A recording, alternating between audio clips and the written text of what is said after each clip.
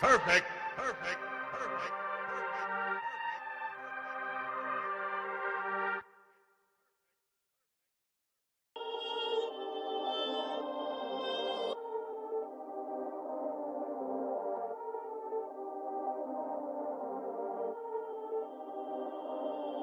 Perfect. Perfect.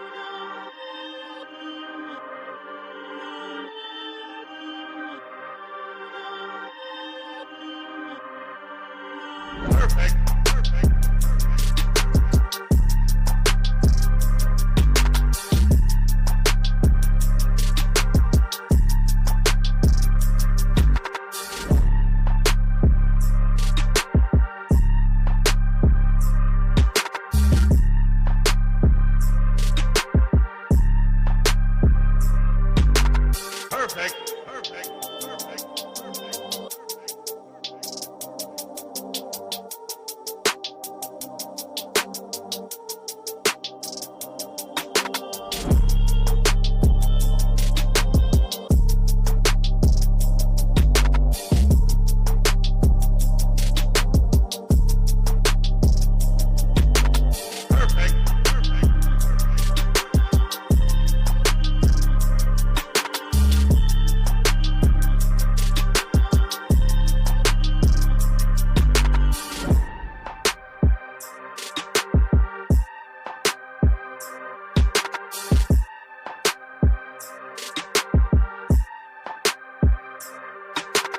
Perfect. Perfect.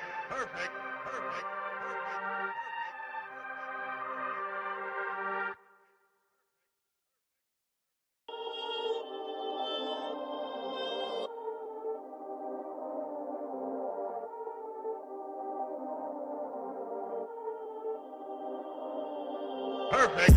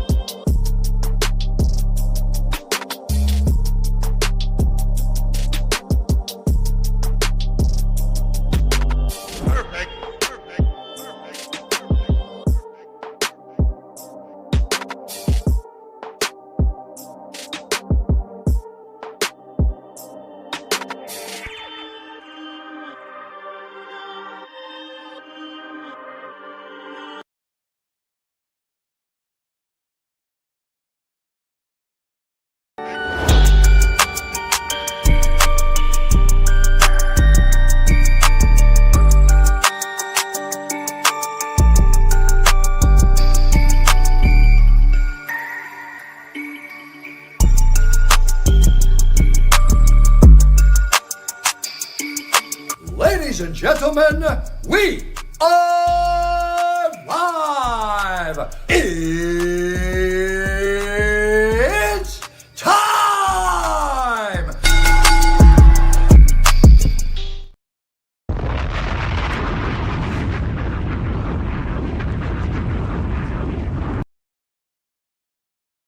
What is going on, everybody? Happy Monday to you all. What is up? How you been? How you doing? ¿Cómo estás? How was your weekend, everybody? How was your weekend? I can't hear you, but I hope it was a good one. I hope it was a good one for your sake. This is another edition of Steve's Kitchen here on the Around the Point Network YouTube channel. We're also live over on Twitch, and we're also live over on the Kick streaming platform. Wherever you're at, thank you for tuning in on this Monday, October 20th, 2025. Yes, man. October's about to be done. We're about to enter November. I move in about a month and change from now. I start the move. I was actually at the new house the other day, seeing the construction work that's being done and all that stuff, and everything's going very good so far. So just can't wait to get this move out of the way, get it done, and be in the new place. But I'm also planning. I know I've said this before. I said that I'm planning on turning a part of my room into like a recording little podcast, little spot, if you will. Put some lights and all that shit. It's in the work. It's in talks. I also said, I don't know how many of you saw my tweets or shit like that, but I did say that I do plan on doing once again cooking content, cooking videos here on the YouTube channel once we make the move. I know I said people have been asking for a while, oh, how come you don't do cooking videos? I know you went to culinary school, you're a quote unquote chef. And the reality is, because of where I'm at right now in this apartment, the fire alarm tends to go off every single time I decide to cook, right? So once I'm in this new house, it's going to be my own kitchen. And once we get all that going, I'm going to start doing cooking videos. I already have one video in particular that I'm going to be doing once I make the move over there and stuff. And I'll upload it here on the channel. And again, it will be like a weekly thing, maybe 2 weeks. We'll see, but I'll keep you guys posted on it. I'm also working on a logo for what we're going to call that series, just so you guys are also aware of that. But also, today, was a chill day. Starting to get a little chilly. I got a haircut today. I feel like I can do anything. I don't know how many of you, like, when y'all go to the barber shop or your hairdresser, whatever you want to call it, right? You get your hair cut, right? You're out of that chair. You're a barber. You're person that does your hair in general, whatever you call. I call them barbers, right? I go to a barber shop. There's some of you who go to salons and stuff like that. Whatever you want to call it. Whenever you get your hair cut, don't you feel like once you're out of that chair that you can do anything? Like you're unstoppable, right? And that's what I felt like today. Like, I was ready to run through a fucking wall. That's how crazy it was. But be that as it may, in the world of wrestling, a lot of shit went down. I ain't gonna lie. I'm happy that there's some kind of like drama going on right now in the world that we call the IWC, the housewives of the IWC. The internet wrestling community and of wrestling in general. Like, shit's going crazy right now. I'm seeing it. Look, I don't get involved in the drama like I used to, okay? But I watch from a distance. Let me just be clear on that. I watch from a distance. I don't get involved. I'm too old for this shit, okay? But outside of all that, I know there's a whole thing going on with Andrade, right? I'll talk about that in a little bit. I know as well, we saw the return on SmackDown of Ilja Dragunov and winning the U.S. title. I'll give my thoughts on that too. Jacob Fatu, he's also going to be out with a non-wrestling injury. And as well over the weekend, Mercedes Mone, not only did she break the record, she literally put the flagpole and said, F this. It's no longer, she legitimately surpassed the record, right? Of Ultimo Dragon. So on Saturday, I'll get into that too. I'll get into all that as well. And all that stuff. But of course, again, if you are new to the channel, hit the subscribe button down below. Give this video a big old thumbs up. Share it through all your social media platform, wherever it is that you're watching this. Okay. Also, while you're at it, if you want to be generous here, leave a super chat. It does go back to the channel and all that stuff. So yeah. And also, I think there's also another PLE happening this weekend. If I'm not mistaken, I think is it Halloween Havoc? Is that happening next week? Oh, my bad. Is it happening this weekend? I need to know. Like, is it happening this weekend or I think it is. I think it's happening. Yeah, is this weekend. It's happening. Yeah, on Saturday, October 25th. It's happening in. Where is this happening at? Let me see this real quick. In Arizona. But yeah, Halloween Havoc does go down this Saturday. So I'll give you guys a little preview as well while we're at it. Okay, so there's that too. So you're getting a lot today. I'm gonna get you guys out of here before Monday Night Raw starts. Okay, that's my promise to you guys. But again, thank you for tuning in. Thank you for joining me on this Monday afternoon, evening, wherever you're at around the world. Thank you for tuning in. You guys are awesome as always. So let's get into this. So let's start off with WrestleDream 2025. That went down over the weekend. The show went live from the Chiafits Arena in St. Louis, Missouri. Cage Match, according to Cage Match right now, this show has an 8.28 out of 10. And yeah, I watched it live with, me and the homies, me and the boys. We watched it as a family. And overall, look, there's a reason why I didn't even do a preview because I was going to do a preview on it, but I had shit going on. I wasn't able to. And now that and thinking about it too, look, I wish I could change things, but I can change some things, but I couldn't. Right. The reality is, going into the show, I went in, my excitement level really was low. I'll be honest. And the one thing about AEW, their pay-per-views always tend to hit. They do. I'm not saying this show was bad because it wasn't. It just wasn't. It wasn't their best pay-per-view. Let me put it that way. Not saying it was bad because I get, oh my God, the sickles will go insane if But fuck them anyway. I'm kidding. God damn it. I didn't hate the show. Didn't hate it. I just thought, I've seen better AEW pay-per-views over the years. Like in the last 5 years, I've seen better. Okay. But nevertheless, I thought the show overall, again, was all right for the most part.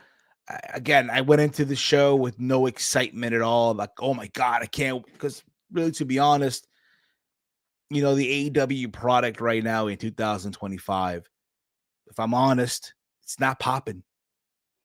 It's not like the weekly shows it's a chore to sit through. Let me tell you. And again, I'm someone who does a weekly watch along on this channel. Something about Dynamite. Sad. Right? We do this every single Wednesday. If you're a channel member, you can join and watch with us, right? It'll be myself, it'll be Chief, it'll be also Alan. Sometimes Romeo will join and stuff like that. Originally, if you guys recall, if you've been following this channel for such a while now, back in the day, SAD was a weekly review of AEW Dynamite. And it got to the point where it's like, yeah, reviewing this show is a chore. It is a fucking chore. So you know what? Let me turn sad into a watch along, a live watch along. And don't get me wrong, I don't hate it, okay? But it's becoming also a chore. I ain't gonna lie. There's moments where I'm like, yo, I don't want to do this, but I do it anyway. For the love of the game, damn it, for the love of the fucking game. But that being said, it's been a chore to sit through. Okay. It has. I'm honest. Okay. But at the end of the day, it's just not popping like what it used to be. That's the thing. And the show overall, like I said, it was all right. And I'm like, again, I'm not gonna go back years from now. I'm not gonna go back at the end of the year and rewatch anything on the show. I'm not. I'm good. And I can understand too, in AEW's in the situation right now, they're dealing with a lot of talent that are not there right now, like Will Ospreay, Swerve Strickland, MJF, I think is filming a movie or something like that. Adam Cole's out hurt. Cope is filming something as well. So you have a lot of names that are not there right now, right? So AEW is trying to make things work with what they have, and you kind of saw that with this pay-per-view. You kind of did, in my humble opinion. Let's get into this though, because I know a lot of people were watching the what's it called? The Tailgate Brawl, which is like their kickoff show, whatever. And I know people were not happy with the way the show began, right? Like this, just the start of the show. Like it went from the Tailgate Brawl. I think it was FTR and Jet Speed. I didn't watch the Tailgate Brawl. I didn't watch it. It's not really my thing. Again, I just don't watch these kickoff shows. Let me be clear. So they're having their match and it transitions. The pay-per-view kicks off with what you were seeing in the ring with the match. And the pyro went off. I know back in the day, WCW would do that whenever they would go from Nitro for from the first hour to the second hour, right? They will have pyro, going off and all this other shit. And the match is happening in the ring. I can appreciate them trying to do something different. I can. But at the same time, it's like, bro, let's just keep it a buck. Tell it like it is. Had WWE did that, there'd be a lot of you who would shit on it. Oh, it's amateur hour. Oh, this is silly. This is dumb. This is ridiculous. Where's the video package? Where's this? And all that stuff. And AEW did this. And look, was it my thing? No. It's a pay-per-view. It's a fucking pay-per-view. If you want to do that on the weekly TV. Do that on Dynamite. Do that on Collision. Fine. But don't do it on a fucking pay-per-view. Because there's a lot of people out there who forked over the money. The $40, right? If you're someone that has, if you watch it off HBO Max. I know there was a lot of people who watched on Amazon Prime, and Prime Video, whatever you want to call it. And there's a lot of people who had issues through Amazon. Like get cut off like 90 minutes or so from what I heard from people, right? And I agree, and I also agree with this also with Romeo. The pay-per-views are long enough. Why make them even longer? That's what I'm saying. Like the show ended around 12:30. Like I'm gonna go look. I want to do this real quick. I want to go through the timing of each match here. Okay, so Jamie Hayter and Tekla went about 16 minutes. Jack Perry and Luchasaurus, Jurassic Express against the Young Bucks went about 23 minutes. The Hurt Syndicate versus The Demand went about 13 minutes and 28 seconds. Kyle Fletcher and Mark Briscoe went about 24 minutes and 45 seconds. Chris Statlander and Tony Storm went about 16 minutes and 33. Mercedes Moné and Mina Shirakawa went about 16 minutes and 10. Brodito versus Okada and Kanosuke went about 27 minutes and 26 seconds. Adam Page and Samoa Joe went about 19 minutes and 2 seconds.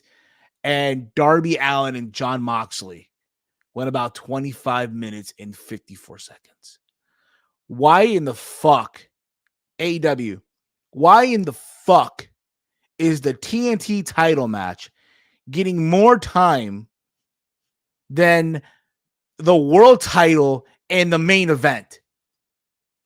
Why? Why is that?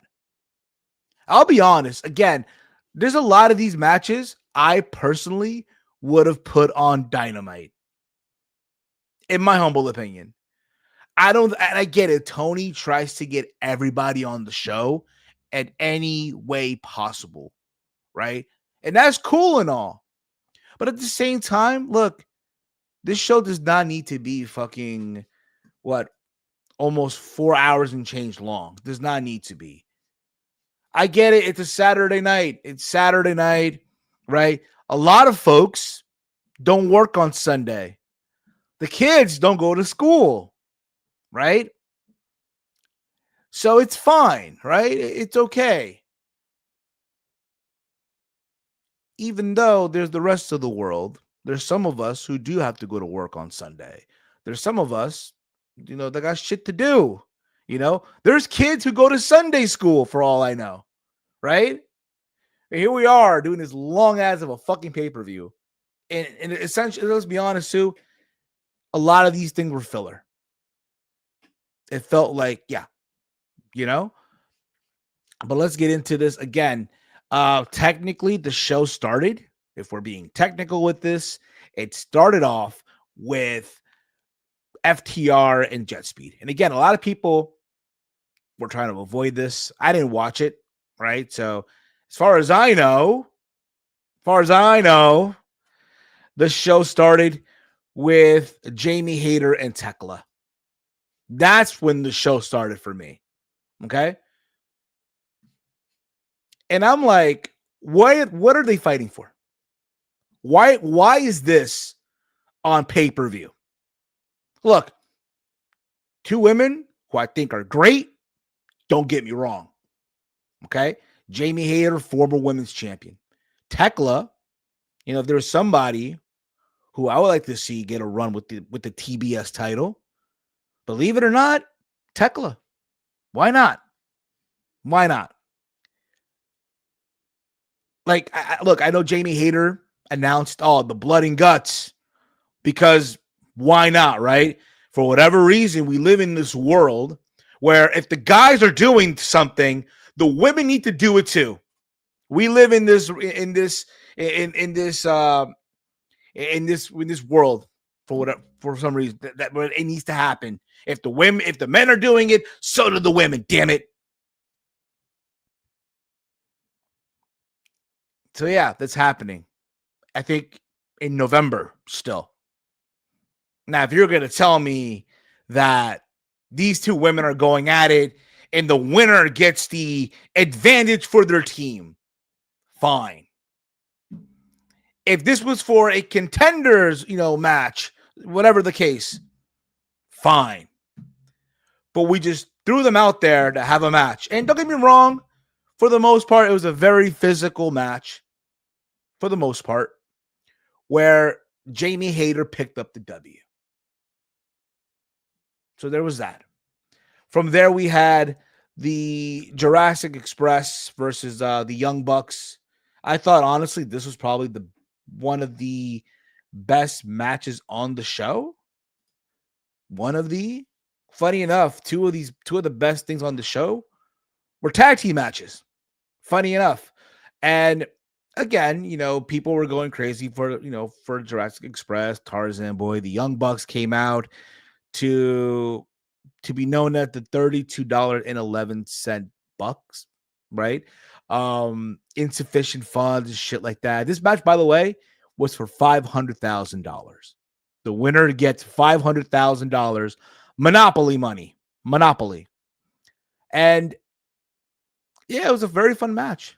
Very, very fun. See, the Young Bucks, crazy enough, despite how people may feel about them, they always tend to deliver on these pay-per-views. They do.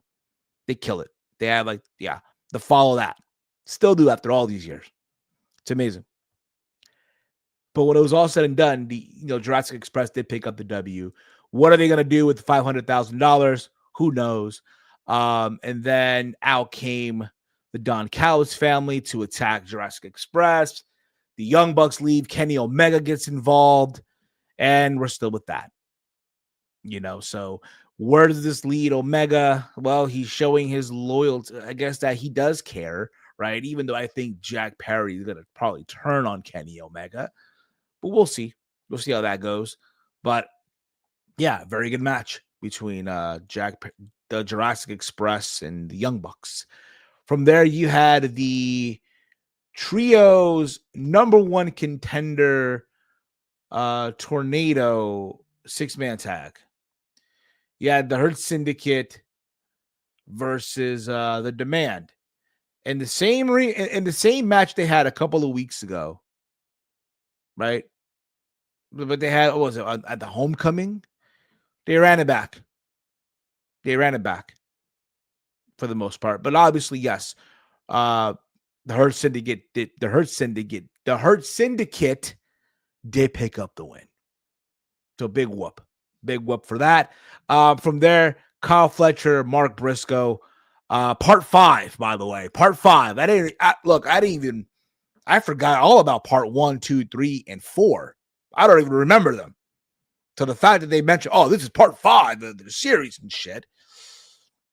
Wow. For the TNT Championship. Look, I thought the match for the most part was good, right? I just knew going into this, like, come on, they're not going to give Mark Briscoe the TNT Championship. They're not doing that. Kyle Fletcher, like I said before, that kid is going to be a world champion one day. He has a good future for him, right? But yeah, give him more TNT title defenses. So I'm cool with that. From there, we had Chris Statlander versus Toni Storm for the women's championship. Chris Statlander defending her championship here against the former champion, Timeless Toni Storm. I thought their match, for the most part, was fine. You wanted to see, can Chris Statlander, get the job done here? Like, remember, she did win that Fatal 4-Way.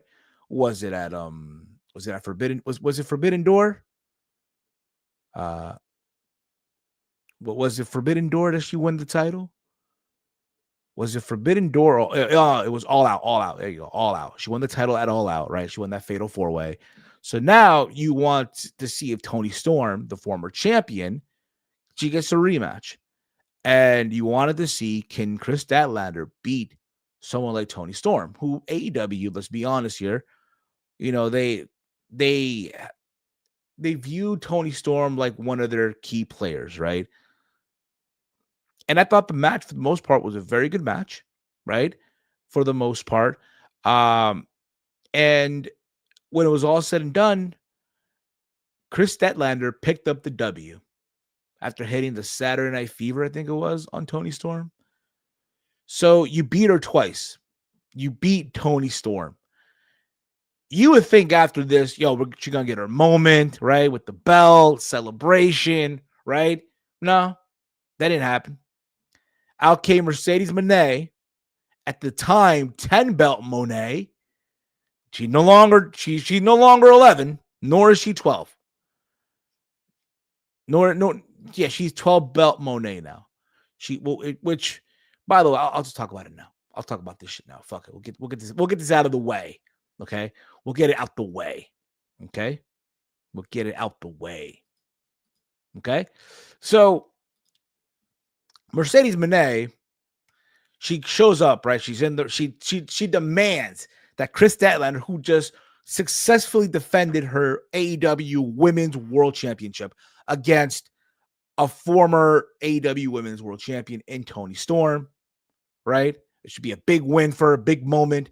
Mercedes Moné interrupts, tells her to leave. Get the fuck out of her ring. And to the surprise of many, Chris Statlander obeyed, right? She got out of the ring, walked away. It is what it is, right? She walked away. And I'm like, why are we disrespecting, Chris Statlander, who just had this big win? Why? You're basically telling everyone now that, yeah, the TBS title means more than the women's title. And in my mind, because again, they announced that Mercedes Moné was going to have a open challenge to any women's champion in the world of wrestling. Now, they announced this match literally at the last minute because Mercedes was defending her CMLL Women's Championship against Persephone the night before. So literally, Mercedes took a flight from Mexico all the way to St. Louis like that, just to be on the show and to have this. So you wonder to yourself, okay, who's going to step up to face Mercedes, right? Maybe it's Athena, right? Maybe it's, Sarray. People were saying, oh, Sarray, because she was in Ring of Honor or Paywall of Honor, whatever you want to call it, right? Maybe it's Sarray. Yay. Out came Mina Shirakawa, who is a champion. For those of you who were not aware, she is the Ring of Honor Women's Interim Television Champion. She is the Interim Women's Television Champion. Key word there, the interim, because the current champion, that's right, the current champion right now in Ring of Honor, the current champion, right, in Ring of Honor, the television champion, that is, the women's TV champion, Red Velvet is out with an injury. So we trotted out the interim champion to face Mercedes Moné. And you kind of knew where this was going, right? You kind of knew, like, when you think about it, right? Mina Shirakawa has already 2 losses, I think, against Mercedes, right? So you really thought that she was going to, win? Don't get me wrong, she had a moment where she kicked out of all these finishers, right? They had you thinking, oh, she was not going to, maybe there's hope, maybe there's a chance. But when it was all said and done, Mercedes Moné, come on. You think she's going to lose? Come on, man. This is all part of the character development, y'all. This is part of the character development.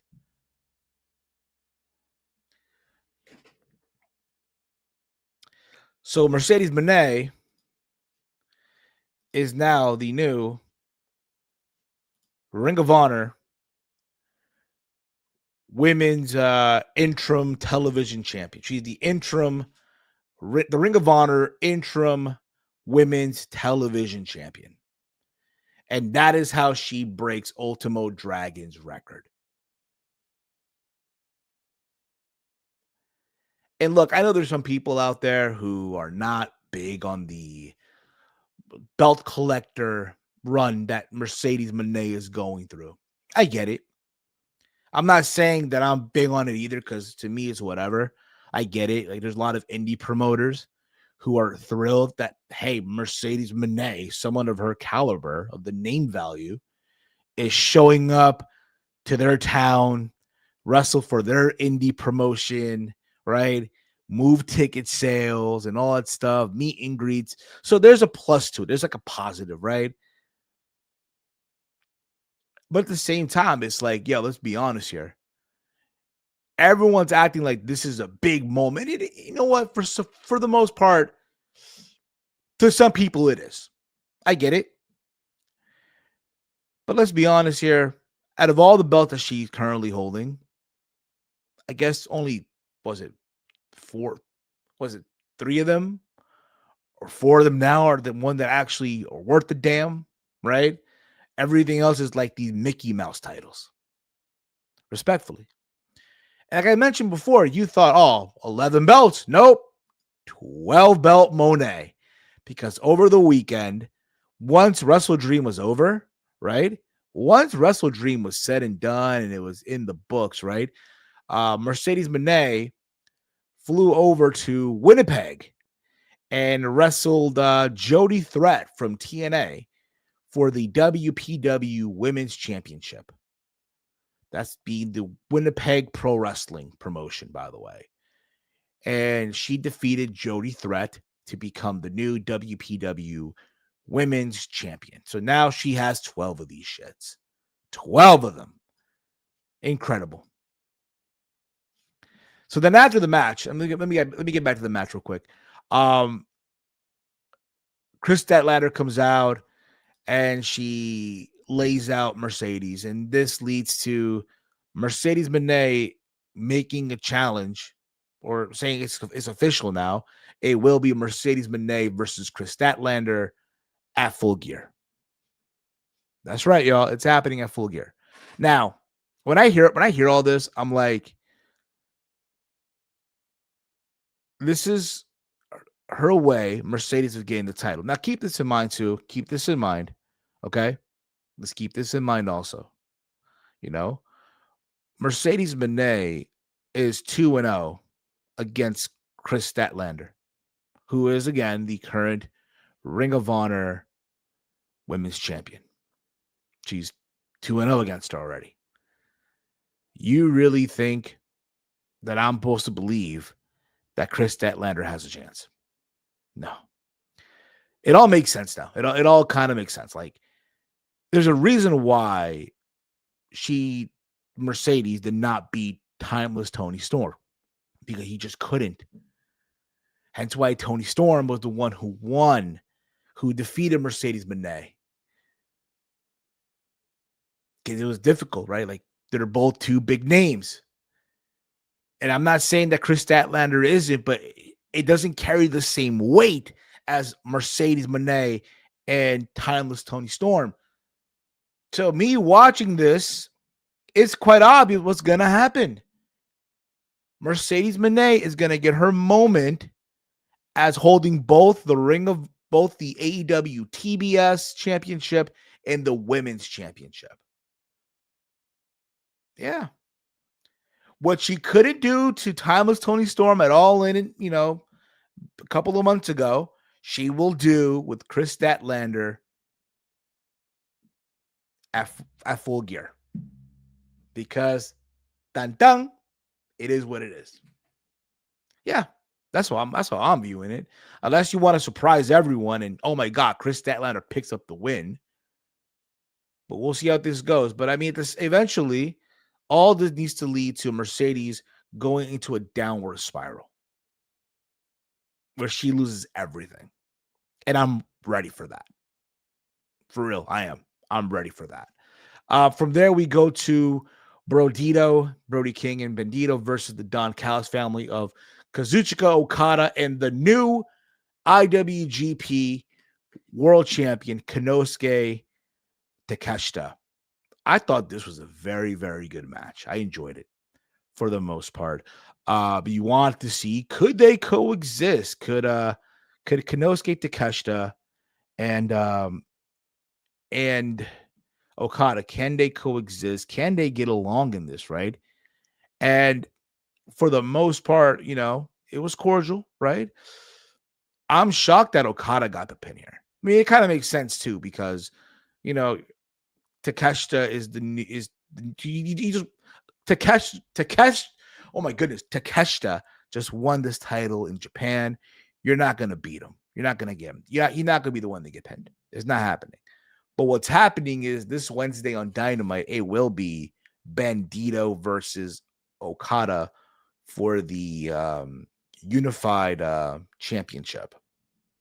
So that should be fun for the most part. Can't wait to see that. From there, we had Adam Page and Samoa Joe. I'll be honest with you.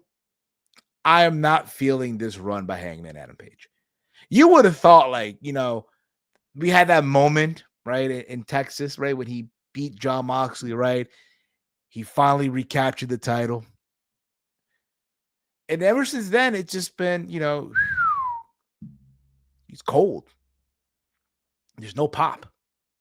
No fucks are given. And after the match, yeah, Hangman got the win, right? He retains his championship. You kind of knew Joe wasn't going to win, right?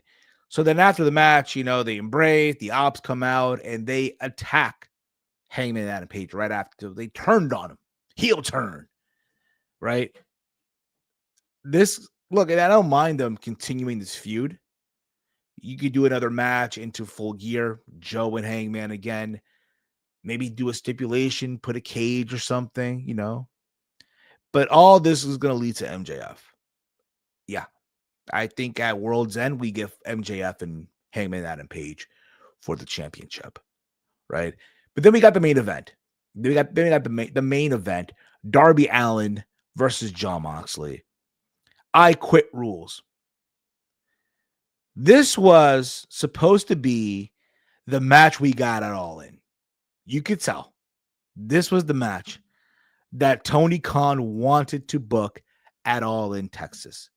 He wanted to have Darby Allin, who just climbed Mount Everest, right? Big deal, and it is. He wanted Darby to be the one in Texas, right, to win the championship, right, defeat the Death Riders. But that didn't happen, right? Instead, it was Hangman Adam Page. But we have it here now. It's happened. Here it is. And for the most part, look, I know a lot of people are not into the ultra-violent stuff, the death match stuff.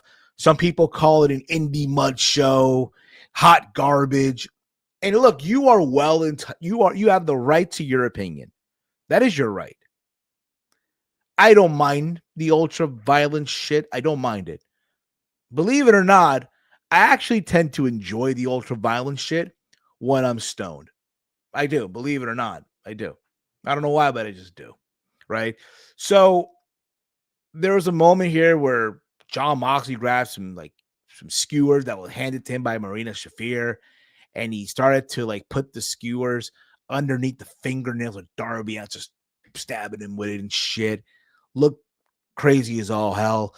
And then there were, again, they couldn't bleed. They couldn't go crazy with it. Because you think about it, right? A Jon Moxley match, there's going to be blood. And I'm not saying there wasn't no blood, but it wasn't that crazy because, to my understanding, the Athletic Commission and I guess one of the rules in Missouri, the Athletic Commission, they are very strict with blood. So they couldn't go as crazy as you would think. And I didn't mind it. Look, I did not mind there not being no blood and all that other shit.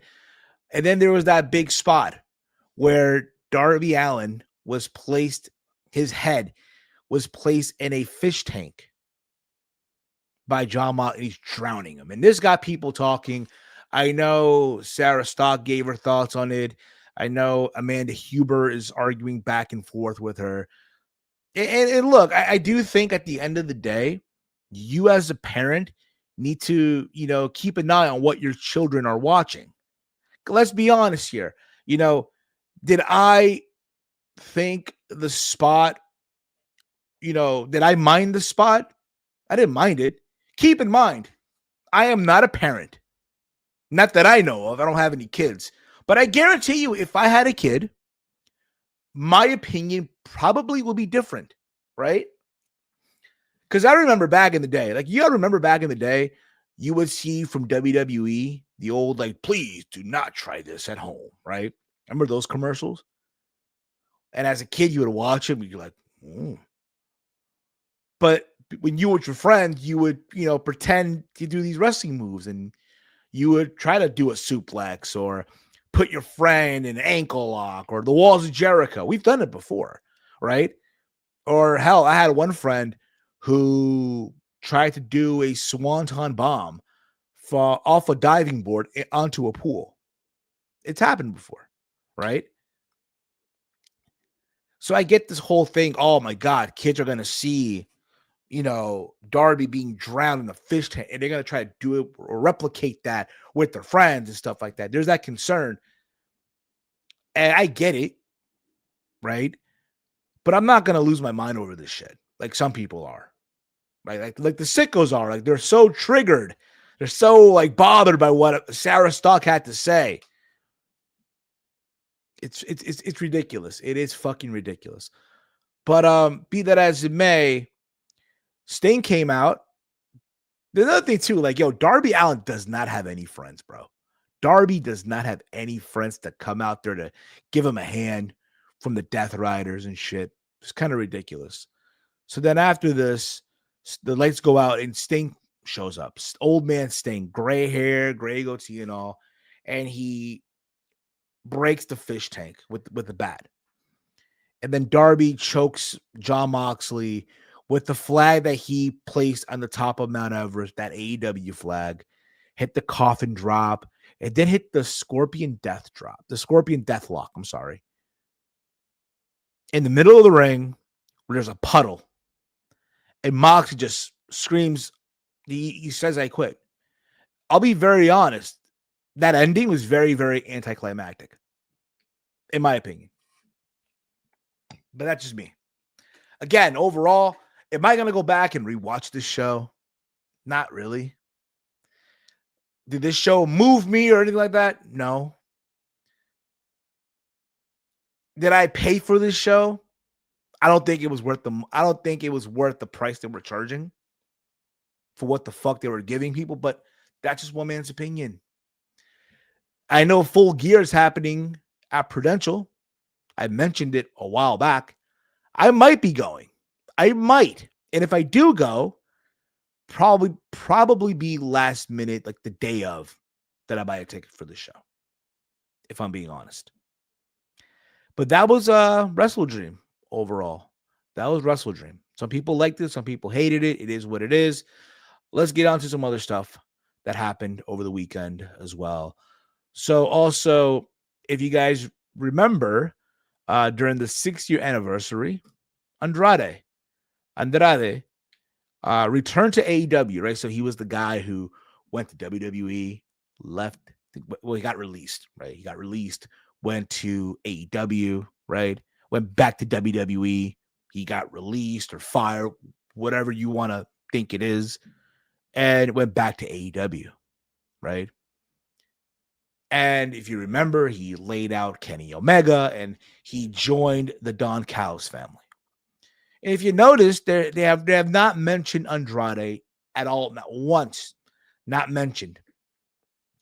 And you find out, you just so happen to find out that Andrade does have a non-compete. So, according to Fightful Select, Andrade's situation remained very confusing. He was set to challenge for the WWC Universal Championship in Puerto Rico. I think it was this past weekend. However, while he is in Puerto Rico for the show, he will not be wrestling in his scheduled match. Instead, he's doing everything he can to honor the booking, which was arranged prior to his issues with WWE. So it turns out that he did have a cease and desist. He did have a non-compete. Reports have circulated regarding Andrade's situation, including WWE sending AEW a cease and desist letter after AEW believed he did not have a non-compete clause. It's been noted that Andrade non-compete clause has been extended to a year due to a provision in WWE contracts, which stipulates a 1-year non-compete period for wrestlers who are terminated for a cause due to a breach of contract. So, because he showed up on Dynamite, that was breaching his contract. And because of that, his non-compete, is now for a year without pay. Now, there's a lot of people out there, and by the way, Tony Khan did provide a clarity on Andrade's status when asked about the situation recently. AEW reportedly had altered their plan. They had to alter their plans for WrestleDream due to the ongoing issues with Andrade. That's another thing too. Like they were supposed to have Josh Alexander and Andrade versus Kota Ibushi and Kenny Omega, and that never happened.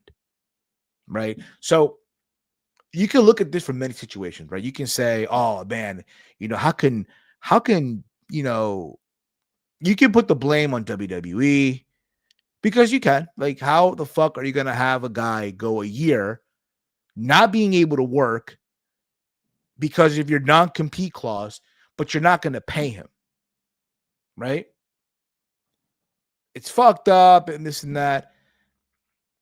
You could also put the blame on Andrade for not knowing this. Then again, I'll be honest. If I'm Andrade, bro, whoever is Andrade's manager, agent, needs to be fired. Needs to seriously be fired for not knowing that Andrade had a non-compete clause. Because this is some shit you should know, right? Andrade effed around and found out. Yeah, that's a good one, Chief. But 12 belts, 10 of them mean nothing. Kind of buries Mone, doesn't it?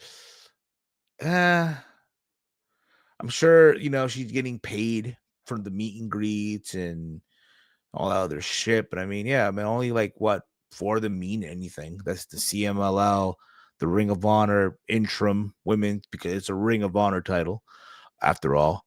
The TBS championship, and I guess the what's that promotion in the Rev Pro promotion. So there's that. You could also put the blame in AEW. How do you not have anyone in your team do the due diligence to find out or not if Andrade does have a non-compete? You should check. You should make sure everything's clear to go before you just put him out there on TV. So there's blame to be spread for everyone. But like I said before, if you're Andrade, he should fire his manager, his agent, whatever the case, fire them. But it is fucked up because, bro, you're going to have him sit out for a year and not get paid. I'm pretty sure he's going to, find a way to, put this in court, or I'm sure something will be reached. Like they'll settle, they'll reach something, and Andrade will be able to work. But then again, let's be honest. You think he's not dumb. If he can't wrestle in the States, I'm sure he'll find ways to wrestle in Mexico or in Europe. But it is fucked up. But at the same time, it's kind of laughable, right? But if you're AEW, again, how the fuck do you not make sure that he does not have a non-compete? It's ridiculous, right? Let's move on here real quick. Let's move on because also over the weekend, there was SmackDown, right? And we saw the return of Ilja Dragunov as he accepted Sami Zayn's U.S. Open Challenge, the returning Ilja Dragunov. And it was a chef's kiss of a match. Just crazy back and forth, near fall. This match could have easily been put on a pay-per-view or a PLE, I'm sorry. But instead, it was put here on the show on SmackDown. They killed it, tore the house down. Ilja Dragunov is the new U.S. champion. I know there was a little interference there with Solo Sikoa, right? He called distraction. But Ilja Dragunov is the new U.S. champion. I'm happy to see him back. He's on SmackDown now. And also sporting a new neck tattoo there. Cool. Good for him, I guess, right? Good for him. Also, since we're on SmackDown, Jacob Fatu is dealing with a non-wrestling injury. It was reported here. The Jacob this is coming from PW Insider, by the way, but Jacob Fatu was reportedly not cleared to compete on Friday's SmackDown episode, Friday night's episode of SmackDown, but his injury may not be as significant as what was initially reported, because people were saying, "Oh, he's gonna be out for a hot minute, right? Maybe into 2026," and it kind of sucks because you could tell that they're gonna have him wrestle, with Cody for the championship, part of the War Games. But according to PW Insider, Mike Johnson, Jacob Fatu is recovering from a dental procedure, and WWE's hopeful that he'll be back very soon. Like, can you imagine, bro? Like, yo, it's bad enough that you already are losing Seth Rollins, right? Because I know Rollins is out with an injury too. There's talk that he might get a rotator cuff surgery or something though with his shoulder. I know tonight on Raw, they're going to announce what they're going to do with the World Heavyweight Championship. Likely he might have to vacate. But back to Jacob Fatu real quick. I don't get this whole thing that he's going to be out for a hot minute. He'll be back hopefully in a couple of months or so, but he's getting this procedure done, right? If you notice on Friday, he was supposed to wrestle Drew McIntyre, but they did the whole thing where he was laid out in the back. He was bleeding from the mouth. His grill came out. So it makes you think, right? And people were saying, oh, it was Drew McIntyre, but Drew said he didn't do it. What if this whole time it ended up being Cody Rhodes? Because think about it, right? Jacob Fatu told Cody, look, once I'm done with Drew, I want that belt. I'm coming for that title. You don't think Cody didn't feel threatened? I'm sure he did feel threatened. Seeing this guy is going to give me problems. I either find a way to get rid of him now before it's too late. Maybe. But can you imagine if they went that route? Like, oh, it was Cody Rhodes who laid out Jacob Fatu. That'll be interesting. But I just don't see them, making him go heel now. This is not going to happen. It will happen, just not right now. And also, what was I going to mention here? Tonight on Raw, like I mentioned, they're going to announce what they're going to do with the world title. I think, honestly, put it on Braun Breaker. It's now or never. Look, you already did this. You had him turn on Rollins. Just go for it. Go for it. You want to show, we're all about a youth movement now? Go for it. Do it. Put it on Braun Breaker. I dare you. Double dog dare you. But before I wrap up here, they are doing this Saturday, NXT Halloween Havoc, Halloween Havoc goes live this Saturday. From the it's in Arizona. Okay.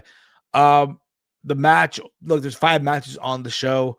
You have JC Jane versus Tatum Paxley for the women's championship. There were talk that JC Jane has an injury. I don't know how serious it is, but if I'm the pick a winner here, I'm gonna go with JC Jane. I'm going with JC Jane here to retain. You have the Hardy Boys of Jeff and Matt Hardy, right? Who they are both the NXT Tag Team Champions and the TNA Tag Team Champions versus Dark State of Dion Lennox and is Dion Lennox and or any other member. So basically, it could be any one of the members of Dark State. That could be either Cutler James, Saquon Sugars, or Osiris Griffin. It could be any of those combinations, right? Likely the Hardy Boys will drop the titles here. So I'm going to go with Dark State to recapture the tag titles. From there, you have Ethan Page versus El Hijo del Dr. Wagner. This is a Day of the Dead match for the NXT North American Championship. I'm going to go with Ethan Page to retain his championship. It should be a fun match. Like Ethan Page has been having these killer matches, so I don't see why not, right? From there, you have Sol Ruka versus Blake Monroe for the women's North American Championship. Sol Ruka just had a match on SmackDown this past Friday with her and Zarya versus Alexa Bliss and Charlotte Flair. That was good for the most part. But as far as this match goes, look, you guys know me. I love Blake Monroe. She's beautiful. I would love to see her win the championship. But I know Jordan Grace is still it's still a thing with Blake Monroe. So I'm going to go here with Sol Ruka. I think Jordan Grace does something to distract Blake Monroe. As much as it hurts me to say it, I'm going to go with Sol Ruka to remain the women's North American champion. And from there, we got Ricky Saints versus Trick Williams for the NXT championship. I'm going to go with Ricky Saints to retain. Should be a fun match for the most part, but I see Ricky remaining the NXT champion. But that's basically it. Yeah, man, that's all that's happening this Saturday. Also, there's UFC. That's at 2 p.m. live from Abu Dhabi. It is Tom Aspinall versus Cyril Gane for the UFC heavyweight championship. Should be a fun fight. I'm gonna go with Tom Aspinall. But don't be shocked if Cyril Gane picks up the win. You have Vima Dragunov versus Mackenzie Dern. I'm gonna go with Mackenzie Dern to win the title. So, and again, it's for the vacant. Also, it's for the vacant bantamweight title. So that should be interesting, right? You have Umar Nurmagomedov versus Mario Batista. I'm gonna go with Umar Nurmagomedov to win. Right, so there's that. But yeah, guys, that's gonna be it for me, guys. Much love to all of you. If you are new to the channel, hit the subscribe button down below. Give this video a big old thumbs up. Share it through social media. All right. If you have not yet subscribed, what the fuck are you waiting for? Subscribe. All right. Follow the Around the Point Network over on X at AT Point Network. I'm gonna be tweeting throughout Monday Night Raw tonight. I'm gonna be tweeting throughout the show. So if you've not, if you want to see what I got to say, follow me on Twitter at HeelSteven. Yeah, I'll be back tomorrow for the Raw Rundown, where I will talk about Monday Night Raw. But that's going to be it for me, guys. Much love to all of you. For myself, for the gang, this has been Steve's Kitchen here on the Around the Point Network. Peace out, everybody. Listen. Fuck up. Get out.